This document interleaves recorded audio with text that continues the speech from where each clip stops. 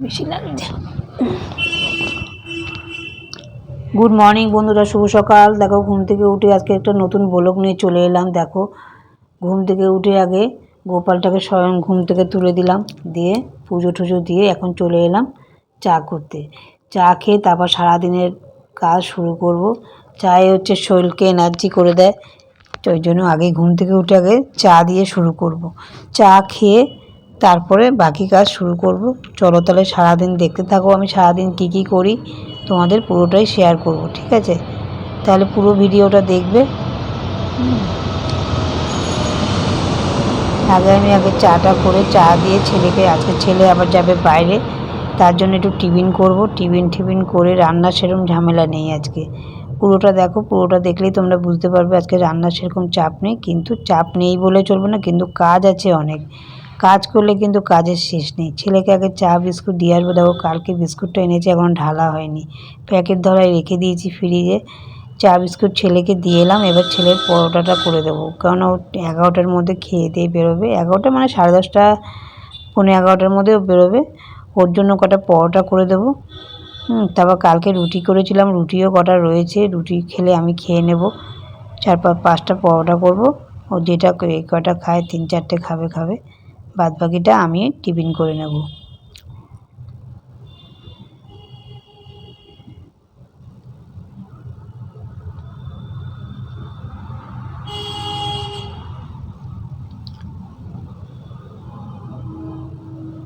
ছেলে ওদিকে দেখো জামা প্যান্ট সব গুছাচ্ছে, ব্যাগে ভরছে, ও রেডি হচ্ছে। এদিকে আমি টিফিনটা করছি, যে তুই এদিকে জামা কাপড়গুলো গুছা, আমি এদিকে টিফিনটা করে নিই, স্নান টান করবে। এই করতে করতেই টাইম হয়ে যাবে। তার পরোটাগুলো তাড়াতাড়ি করে ভেজে নিচ্ছি।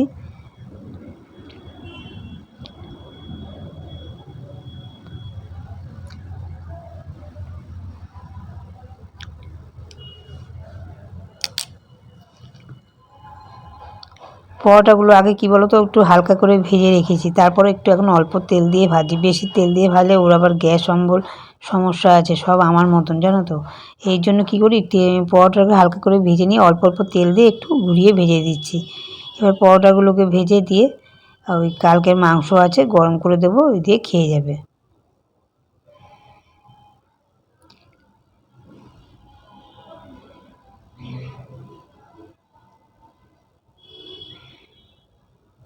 পরোটা ভাজা হয়ে গেল। এরপরে আমি আর একটা বাকি আছে, একবারে ভেজে নিই।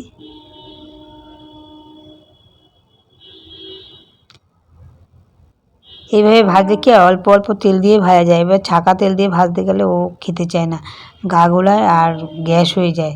বেশি তেলের জিনিস খাওয়া তো এমনিতেই গ্যাস হয়ে যায়। আমারও সেই সমস্যা, ওরও সেই সমস্যা, তেলের জিনিস খেলে গ্যাস হয়। তাও খেতে ভালো লাগে পরোটা ফরোটা করলে একটু। তারপর দেখো কালকে এদিকে মাংসটা ছিল, বললাম তোমাদের মাংসটা ছিল, ওইটা একটু ভালো করে গরম করে নেব। মাংসটা গরম করে ওকে মাংস দিয়ে, রুটি দিয়ে, পরোটা দিয়ে দিয়ে দেবো।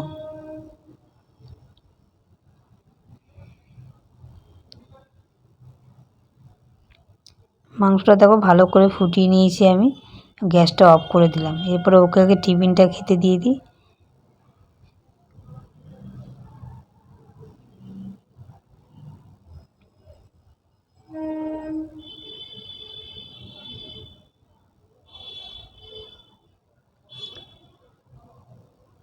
মাংস দিয়ে পরোটা দিয়ে ছেলেকে খেতে দিয়ে দিলাম, ছেলে খেয়ে বেরোবে। তারপরে দেখো মাংস টাংস আমি এবার জাল দিয়ে নেব।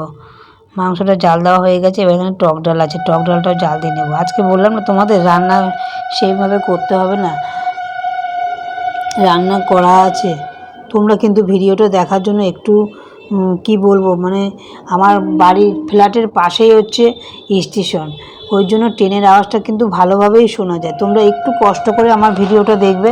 এই যে আওয়াজগুলো শোনা যাচ্ছে, আমি কিন্তু ফ্যান বন্ধ করে ভয়েস করি, তাও দেখো আওয়াজ শোনা যাচ্ছে। ওই একটু গাড়ির আওয়াজ শোনা যায়, কি একটু মানিয়ে গুছিয়ে তোমরা দেখবে ভিডিওটা, ঠিক আছে? দেখো কালকে কত কেচেছি, কেচে দিয়ে মেলার জায়গা নেই, এত বৃষ্টি হচ্ছে পরিমাণে, মানে কি বলবো, কোথাও মিলে শান্তি পাচ্ছে না। সব হ্যাঙ্গারে করে দিয়ে দেখো পর্দার মধ্যে ঝুলিয়ে ঝুলিয়ে মেলে দিয়েছি। কি করব, জামা কাপড় তো শুকাবার দরকার, কত জড়িয়ে গুছিয়ে রাখা যায়। ওই জন্য জামা কাপড়গুলো মোটামুটি ফ্যানের তলায় শুকিয়ে যাচ্ছে। ওই জন্য কালকে অনেকগুলোই কাচা হয়েছিল। এদিকে এত বৃষ্টি হচ্ছে, মানে বৃষ্টি আর থামছে না কতদিন ধরে। তা যাই হোক অল্প অল্প করে কেচে না নিলে হয় না, কেচে দিয়ে ওই ফ্যানের তলায় ওই হ্যাঙ্গারে করে পর্দার মধ্যে টানিয়ে টানিয়ে মিলিয়ে রেখেছি, ওইতে হাওয়াতে হাওয়াতে শুকিয়ে যাবে, কিছু করার নেই, এইভাবেই শুকিয়ে নিতে হবে। তারপরে এদিকে দেখো বিছনাটাও তুলে নিয়েছি, বিছনাটা বাসি বিছনা পড়ে থাকলে দেখতে ভালো লাগে না, বাসি বিছনাটা গুছিয়ে নিই, কেন ছেলেটা তো বেরোবে, এই জন্য বাসি বিছনাটাকে আগে গুছিয়ে তুলে নিতে হবে।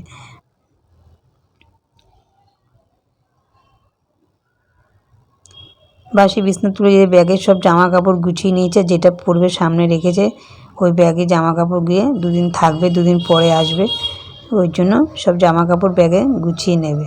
এদিকে দেখো আমি বিছনাটাকে ভালো করে ঝেড়ে অনেক কাঁচা আছে সেগুলো আবার কাচবো। বললাম যে আজকে রান্নার সেরকম ঝামেলা নেই, মাংস রয়েছে, ডাল রয়েছে, একটু ভাত করে নিয়েছি, আমার রান্নাবান্না কমপ্লিট। এদিকে দেখো কালকে না একটা মানি প্ল্যান্ট গাছ লাগিয়েছে, দেখো জানলার উপর রেখেছি এই গাছটা, কি ভালো লাগছে না দেখতে। দেখো এই যে এই মানি প্ল্যান্ট গাছটা, এই দেখো অনেকটাই বড় হয়েছে, গাছের মানে ওপর দিয়ে উঠে গেছে, এই গাছটা কালকে লাগিয়েছে। আর ভাবছি কী বলো তো, যে আমাদের ছাদে যে গাছগুলো আছে না, ওগুলোতে না এত বৃষ্টি পড়ে এত জল হচ্ছে, মানে গাছগুলো আমি যত্ন করতে পারছি না, ছাদে যাওয়ার সেইভাবে সময় পাচ্ছি না, গাছগুলো যত্নও হচ্ছে না। তাতে কী হচ্ছে বলো তো, গাছের মধ্যে দিয়ে সব ঘাস ফাস হয়ে একাকার হয়ে যাচ্ছে। তা ভাবছি কি টবগুলো তো মাটি ফাটি একাকার হয়ে গেছে, ছিটে বৃষ্টি ছিটে ছিটে, টবগুলোকে ভালো করে ধুয়ে নিয়ে চলে আসবো, এই জানলার উপর রাখবো।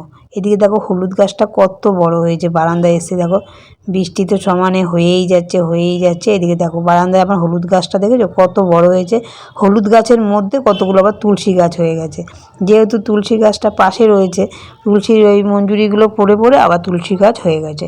এদিকে দেখো কত কাঁচা, কালকে কেচেছি কত, সব দেখলে তো হ্যাঙ্গারে করে সব মিলে রেখেছি, আজকে আবার কতগুলো কাঁচা। এদিকে দেখো মেশিনটা খারাপ হয়ে গেছে, কাচার ওয়াশিং মেশিনটা, এত অসুবিধা হচ্ছে, নাহলে আমি ওয়াশিং মেশিনে কাচলে কী হয় হাফ শুকিয়ে যায়, তাতে অতটা জল পড়ার ব্যাপারটা থাকে না, একটু হাওয়া লাগলেই মোটামুটি শুকিয়ে যায়।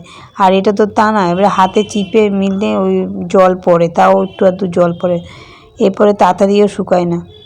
তাও কী করবো, কাচা ধোয়া তো করতে হবে, ছেলে তো রোজের জামা কাপড় রোজ পরে, রোজ কাজে যাচ্ছে, রোজই এসে জামা কাপড় খুলে দিচ্ছে, ও ধুলোবালি জামা কাপড় একদম, এই বেলার জামা কাপড় ওই বেলা মোটেও পরতে চায় না। তাও এখন বৃষ্টি বলে বলছি কি তুই এই জামাটা সারাদিন পরে থাক, রাত্রিবেলা এসে খুলবি, কেন ডবল ডবল করে খুললে তো মুশকিল, দুপুরে একটা ছাড়ছে রাত্রিবেলা একটা ছাড়ছে, মুশকিলও না বলো তো, এত কেচে আমি কোথায় মিলবো, মেলার ব্যাপার আছে, ফ্ল্যাটে দেখো ঘরে ঘরে গিয়ে দেওয়ালটা নিয়ে দড়িটা নিয়ে রেখে যাওয়া যায়, কেমন একটা বাজে লাগে না দেখতে, ওই জন্য তো মেলারও সমস্যা। আর এদিকে যে বারান্দায় মিলে রাখবো, বারান্দাও হ্যাসলা আসে, যাও না পুরো জামা কাপড় ভিজে আর জল জল হয়ে যায়, তার থেকে ওই ভাবছি ওই পর্দার মধ্যে হ্যাঙ্গার দিয়ে মিলে দিয়েছি, ফ্যানের হাওয়া যতটুকু শুকাবে শুকাবে। এদিকে দেখো ওয়াশিং মেশিন যখন আর কাজ হয় না, ওয়াশিং মেশিনটা কালকে জামা কাপড় দিয়েছিলাম, দেখো জলগুলো টানেনি, ওই জন্য জামা কাপড়গুলো কী করেছি চিপে তুলে একটু গামলার ভালো জলে ধুয়ে তারপর মিলে দিয়েছি, ওই যে নাইটিগুলো সব সব জামা কাপড়গুলো যত কাঁচা ছিল, জলটা টানছে না, কাঁচা হয়ে গেছে জলটা টানছে না, তারপর কি করব, ওই একটু ভালো জল দিয়ে একটু ধুয়ে নিয়ে ওগুলো মিলে দিয়েছি, আর এদিকে জলগুলো ওয়াশিং মেশিনেই রয়ে গেছে। তারপর কি করব, মগ দিয়ে ফেলে দিচ্ছি জলগুলো, কেননা জলগুলো থাকলে তো জলটা গন্ধ হয়ে যাবে, প্লাস ওইটা শ্যাদলা পড়ে যাবে, ওই জন্য কী করলাম জলগুলো সব মগে করে দিয়ে ফেলে দিলাম বেসিনে, মগে করে ফেলে দিয়ে ওয়াশিং মেশিনটা মুছে রাখলাম, যেহেতু এখন আর ব্যবহার করা হবে না, খারাপ হয়ে গেছে, ব্যবহার করা হবে না, ওই জন্য ওটা অফ থাক। এদিকে দেখো বেসিন টেসিন সব আমি ভালো করে মুছে নিচ্ছি, মুছে পরিষ্কার করে তারপরে যাব ছাদে কাচা ধোয়া করতে।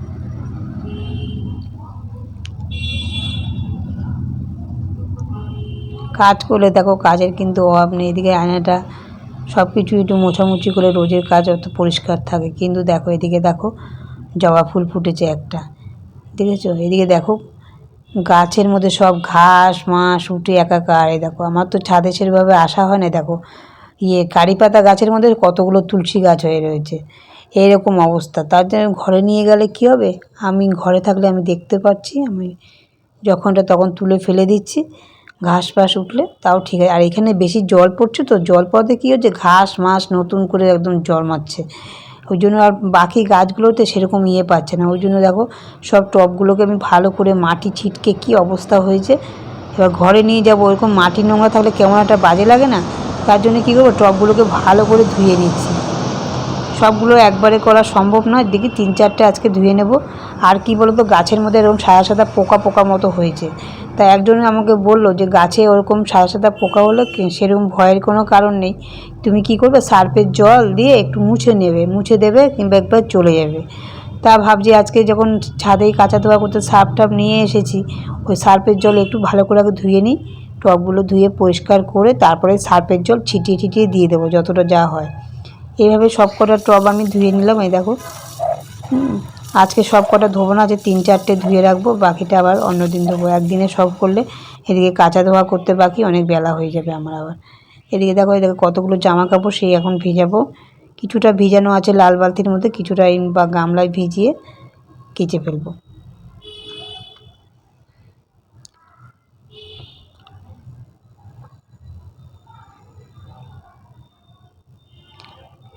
এই জলটা ভরছে গামলা,